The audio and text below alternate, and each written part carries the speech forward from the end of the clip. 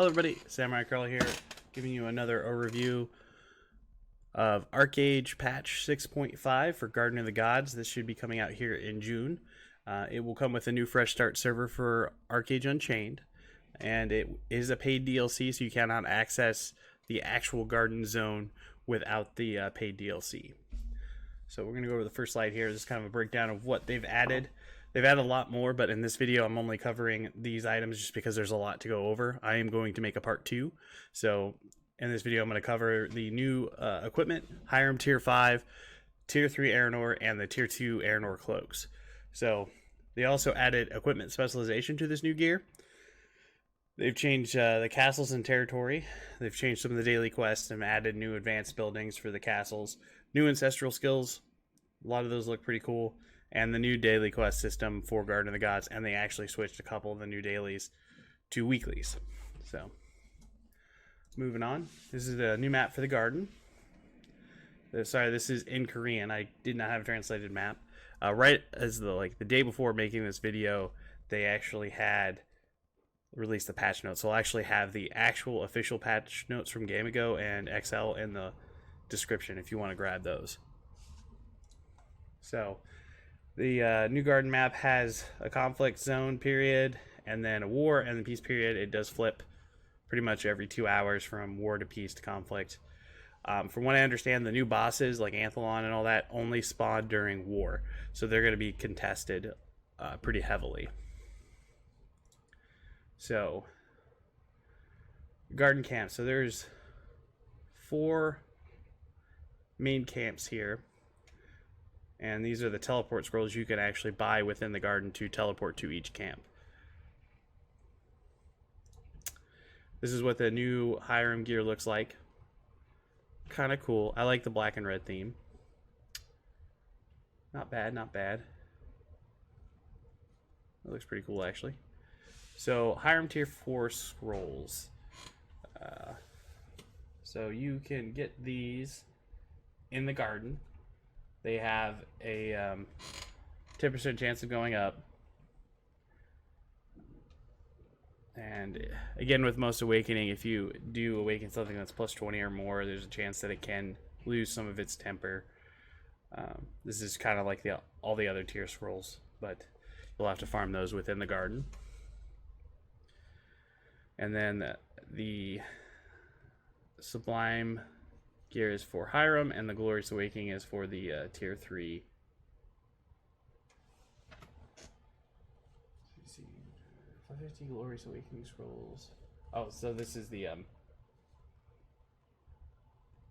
upgraded scroll. So like if you want to add a quill, you can definitely add that to get a better success rate. Right, moving on. Garden infusions. So unlike the infusions you have now, you can upgrade those to blue, at the territory workbenches. There's no way to upgrade scrolls or infusions in the 2 garden infusions. So you can't take your tier 3 scrolls that you farm in Eastern Haram and upgrade them to tier 4 scrolls. You have to farm them in the garden, unfortunately. And the same thing with these infusions. The only way you can acquire these are by doing the garden daily. So here is the ERENOR tier 3 gear and what it looks like.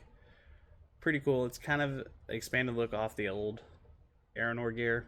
I've never possessed it except for on PTS, so that's kind of cool.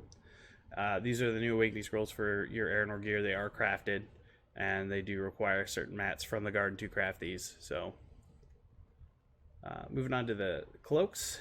So here's the new updated cloaks. I think they added the little wings here. They look pretty cool. And here are the Cloak Awakening scrolls. Now I'm pretty sure these are made at the bench in the major cities, either in Marianople or in Astara. So new daily quest. So how the new daily quest works with this new patch is you pick up the quest from any camp, and then you contribute to it, and the more points you build towards that daily quest, the bigger your reward. So if you max out the amount of points you can get for that, you get the highest reward. You can do that various ways: killing other players, killing world bosses, killing mobs, farming and crafting stuff in the zone, like wild harvesting and fishing, I think. Actually, no, I think it's just fishing. So here are the stages of rewards. The very minimum box, you get 15 infusions, 15 scrolls. The very high tier, you get 60 infusions and 60 scrolls. So that's pretty nice. So if you can get it maxed out and get a ton of points, you can get an awakening attempt every day. That's pretty nice. 4 new bosses. You got... These only spawn during wartime, as I said before, and they drop Godden Boss Infusions as 2,000 XP to Boss Gear, Glorious Awakening Scrolls, rank 4, and then Even Glow Luna Gem and Gold Crates. First boss I'm going to go over is the Forest Keeper. This is what he looks like. This is where he's located. I'm not sure on mechanics yet. PTS starts June 1st, so if we can get in there and start, you know, screwing around with the bosses in the garden, we'll see if we can figure out the mechanics or not. And this is the Meteorite Mutant MGORA, whatever the hell. Kind of a cool looking boss. Is located here. Sorry again, these are in Korean. I guess we'll have better screenshots here when we actually get on PTS. And then there's a Frost Dragon Snake. This is a multi-headed, multi-tailed Frost Dragon. And this is the location of that.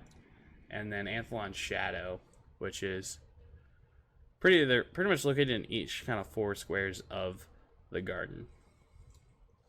Equipment specialization. So, from what I understand, equipment specialization is a new mechanic that features enhanced weapons and armor. Specializations can only be applied to items above a certain grade. If it's done through the consumption of synthesis experience, the amount of experience required depends on the equipment type and specialization level. So, I'm guessing what it does is eats your synthesis XP every time that you upgrade your specialization. And then leveling up item requires you to use a combination of synthesis XP and golden labor. So it's going to cost a lot more synthesis, golden labor. So it's going to be more you're going to have to feed to your actual equipment to get it specialized. So what I understand,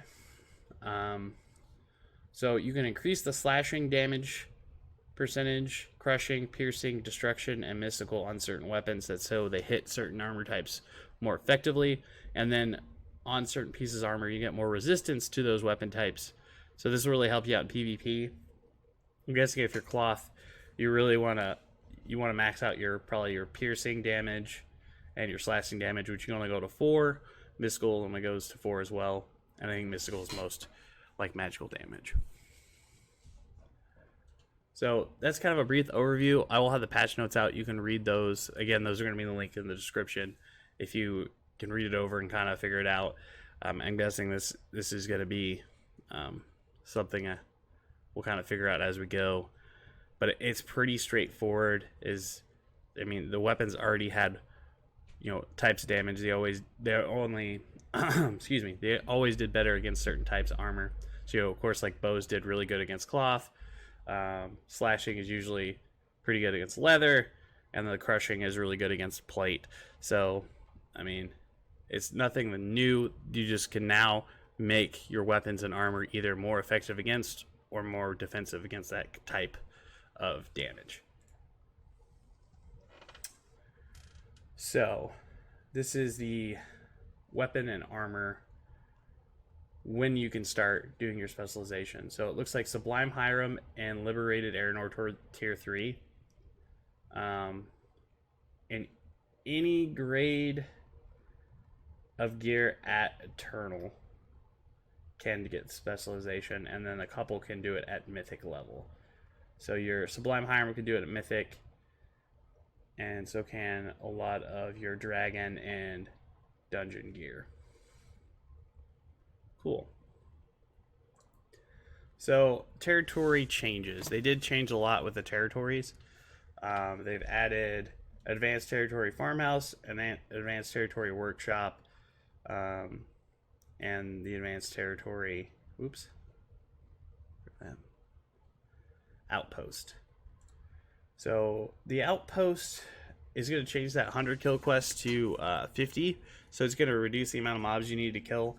And they did change, you get 1 territory coin and 50 pence now, and 100 honor and 10 territory contribution and 5 infusion. So they're giving you a little bit more for that kill quest now, and you have to kill less. That's pretty nice. So the advanced farmhouse, they have these new garden plants that you can grow on your land. I guess they're going to be used for a certain type of farming. So he's a lily of the valley seeds and Mentis seeds. These are gained from a botanist that spawns on this advanced farmhouse.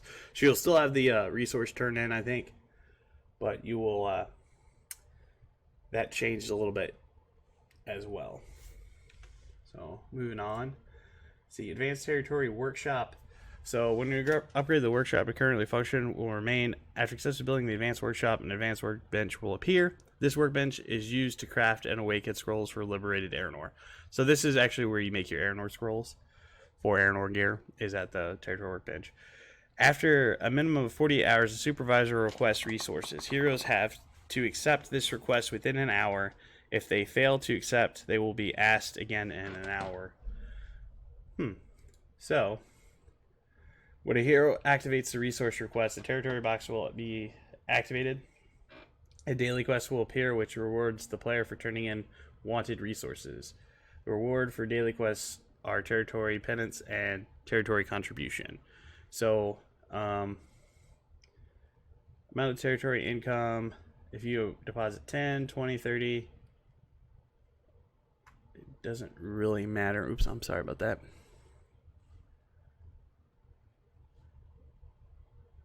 Right.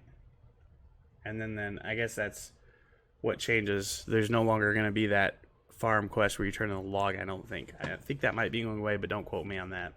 And this is a new way to turn in burning logs in water, pretty much. So moving on, new ancestral skills. This is my last slide. I just want to go over these. They are adding a bunch of new skills to witchcraft, defense, shadow play, occultism, oromancy, and songcraft. So,